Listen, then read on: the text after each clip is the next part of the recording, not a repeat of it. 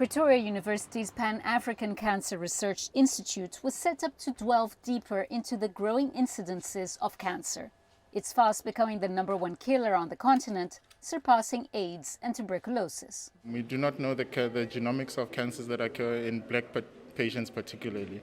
Even if you were to look at international trials, black patients usually are a small portion of these trials. And genetically, we do not know the pathogenesis of many of these cancers that happen. So with this institute is to help us understand all of that. 1 in 4 people in South Africa had some form of the disease before the COVID-19 pandemic. This may have worsened by screening, treatment delays and travel restrictions. What we are seeing currently is the number of cancer patients that are increasing, they're doubling, and they are outstripping the human resource. Joe Prinsloo was diagnosed with advanced stage rectum cancer as restrictions eased. Most specialist hospitals are in big urban centers. Prinsloo was forced to travel 260 kilometers to the capital, Pretoria, for treatment. Polokwane doesn't have doctors that understand cancer like the doctors at Steve Biko Hospital in Pretoria. From the first time I went to Steve Biko 7 months ago till now, I got the best treatment.